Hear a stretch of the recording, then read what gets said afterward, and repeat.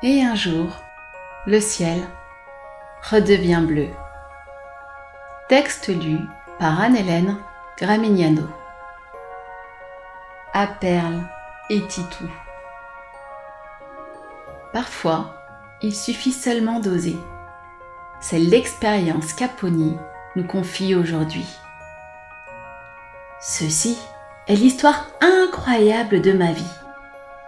Chenille, je suis née avec mes frères et sœurs dans un beau et vaste potager. Je m'y sentais en sécurité et pleinement heureuse. Nos journées en famille consistaient à déguster des mets délicieux. Elles se terminaient chaque fois en partie de rigolade. Notre jeu favori était « Qui a le plus gros ventre après avoir mangé ?» Fou rire garanti.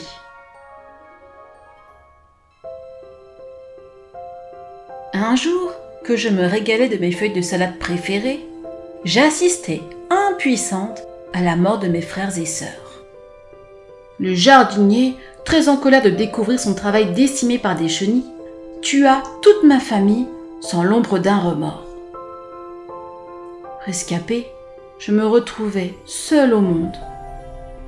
Je compris avec effroi que le monde qui m'entourait était loin d'être aussi merveilleux que je le pensais, et surtout qu'il était très dangereux pour les chenilles.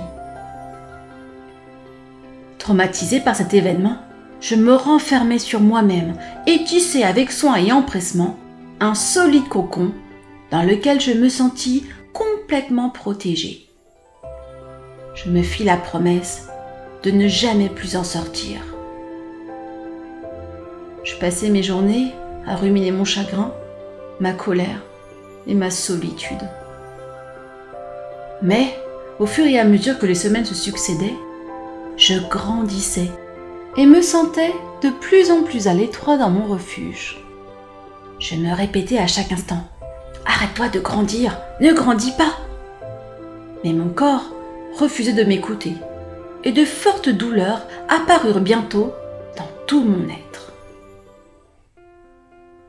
Un matin, j'entendis tout au fond de moi une voix. « Aie confiance et tout ira bien. Lâche prise et autorise-toi à vivre. » Je compris instinctivement que cette voix, douce et rassurante, était l'appel de la vie. Et si c'était vrai? Et si je pouvais à nouveau faire confiance à la vie? Mais mes peurs, qui étaient très puissantes, chassèrent aussitôt mon ressenti. Mais non, n'écoute pas l'appel de la vie, on ne doit pas lui faire confiance.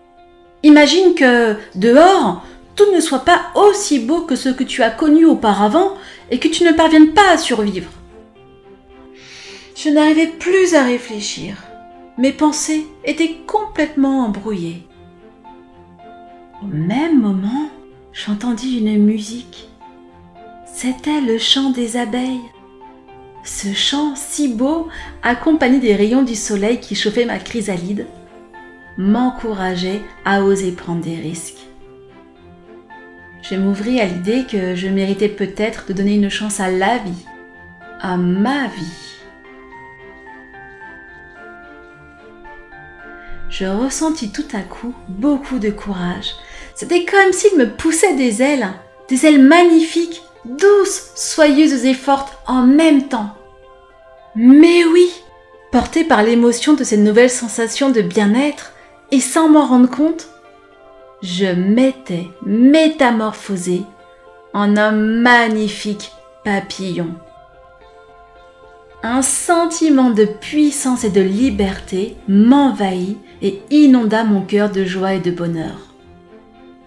Bon, c'est vrai qu'au départ, j'étais un peu maladroit, mais très vite, je gagnais en assurance et m'envolais de plus en plus haut. Très rapidement, je dépassais le potager qui m'avait vu naître.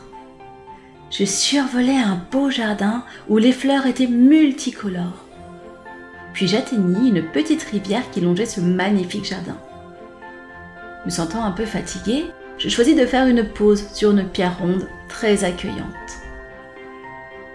pleine contemplation des arbres et d'une grenouille qui s'amusait à faire des bonds, je fus soudainement distrait par une sorte de sifflement. Je prêtai l'oreille et finis par entendre clairement quelqu'un qui m'appelait. « Apony, m'entends-tu » Curieux, je retins mon souffle. « N'aie pas peur, joli papillon, je m'appelle Tango et j'ai besoin de ton aide. Ferme les yeux et ouvre ton cœur. Ainsi, tu pourras voir qui je suis. » À ce moment précis, je n'avais aucune idée de qui pouvait bien être Tango. Mais la voix qui me parvenait était douce et rassurante. Confiant, j'obéis en fermant les yeux et en respirant calmement. Je ne ressentais aucune peur. Le plus surprenant est que, tout en ayant les yeux fermés, j'avais encore accès à la beauté du paysage qui m'entourait. C'est alors que je distinguai devant moi l'ombre d'un chien.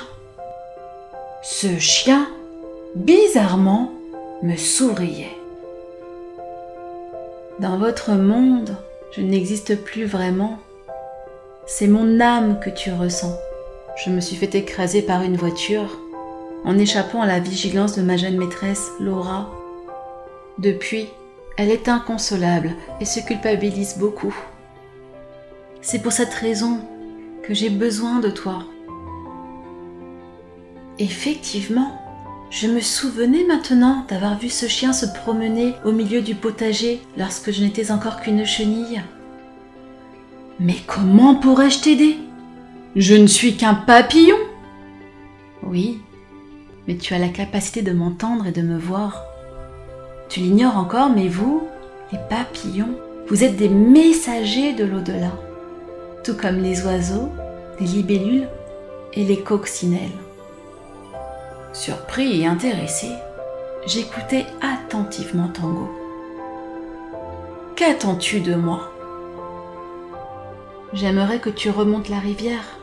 Assise sur le bord de la rive, tu trouveras Laura en train de pleurer à chaudes larmes. Pourrais-tu aller la rassurer et lui dire que je vais bien et que, grâce à elle, j'ai vécu une vie extraordinaire à ses côtés.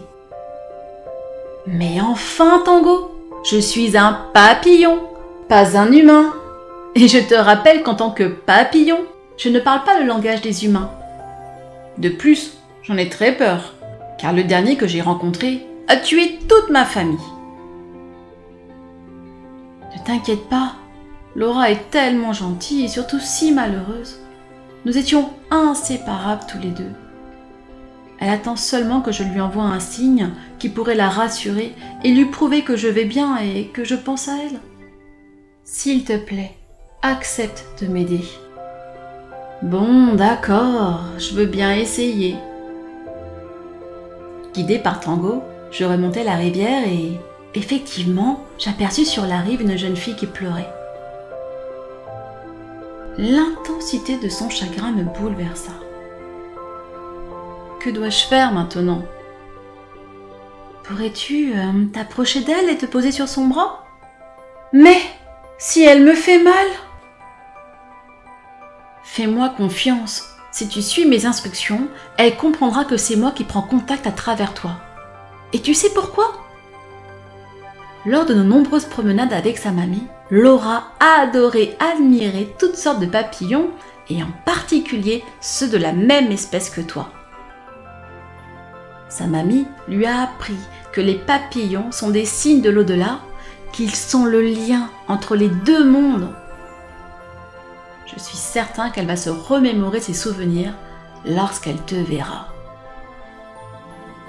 Avec beaucoup d'appréhension, je pris mon envol en direction de Laura et atterris sur son bras.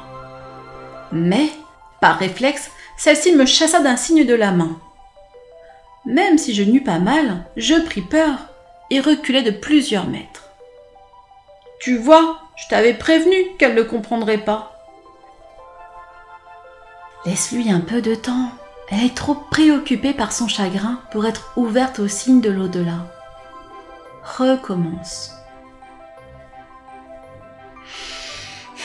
En soupirant, je rassemblai tout mon courage et me posai à nouveau sur son bras.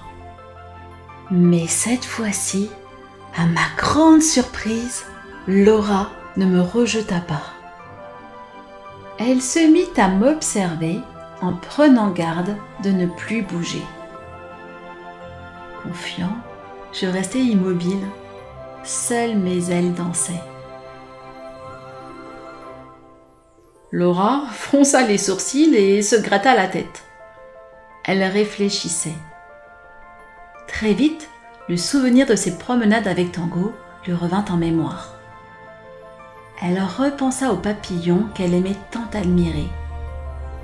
Mon attitude l'interpellait. C'était la première fois qu'un papillon se comportait de la sorte avec elle. Tango choisit ce moment pour faire naître en elle l'intuition que c'était un message venant de lui. Elle s'interrogeait.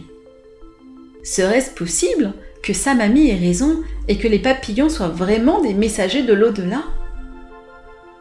Tango, est-ce toi qui m'envoies un signe? Dit Laura à voix basse. Tango était fou de joie d'avoir réussi à capter son attention. Tout en me félicitant, il m'encouragea à changer de position afin de prouver à Laura que c'était bien lui qui voulait entrer en contact avec elle. Portée par l'exaltation de Tango et la stupéfaction de Laura, je me plaçai sur son nez. Elle ouvrit grand les yeux et les frotta bien fort pour être certaine qu'elle ne rêvait pas. Continue, Apony. Mets-toi maintenant sur son épaule droite et attends quelques secondes avant de passer sur celle de gauche. Laura fondit en larmes. Elle n'en revenait pas de pouvoir être en contact avec Tango par l'intermédiaire d'un papillon. Oh Tango, si tu savais comme je m'en veux de n'avoir pas su te protéger. Pardonne-moi, tu me manques tellement. Avec beaucoup de douceur, je me posai sur la main de Laura. Tango se connecta au cœur de Laura et fit remonter à la surface de sa mémoire les moments heureux qu'ils avaient partagés. Et des moments heureux, il y en avait eu des tonnes. Elle se rappela le jour de ses 5 ans, quand elle avait découvert dans un carton Tango, âgé de 2 mois. Elle en avait pleuré de joie. Cela faisait si longtemps qu'elle rêvait d'avoir un chien. Puis lui revinrent en mémoire toutes les fois où il dormait devant le portail de la maison en attendant son retour de l'école, ainsi que toutes les nuits où il avait pris l'habitude de dormir au pied de son lit. Tango était vraiment son meilleur ami. Elle pouvait lui confier toutes ses joies et ses peines. Au fur et à mesure qu'elle revivait ses souvenirs heureux, Laura sentait son cœur se remplir d'amour et de joie. Une chaleur réconfortante avait réussi à chasser la tristesse qu'elle ressentait depuis le jour de l'accident. Tango m'expliqua. Le problème avec les humains, c'est qu'ils ressassent en boucle le moment de chaque départ. Ils se culpabilisent de ne pas avoir fait ce qu'il fallait, de ne pas avoir été suffisamment présents. Alors qu'une fois partis dans l'autre monde, seuls comptent les moments heureux que nous avons vécus et partagés. Chaque bon moment pourrait être représenté par des bonbons. Et lorsque nous en avons vécu beaucoup sur Terre, notre sac à bonbons déborde. Grâce à Laura, le mien est énorme et je lui en suis très reconnaissant. Après toutes ces minutes magiques passées en communion avec Tango et moi, Laura se leva et prit le chemin de sa maison. Mais avant de partir, elle me remercia pour le magnifique cadeau que je lui avais offert. Elle se douta qu'il m'avait fallu beaucoup de courage pour dépasser mes peurs de papillon et ce, dans l'unique but de la rassurer et de la réconforter. Elle se sentait à présent apaisée, sa peine avait totalement disparu et son cœur était léger.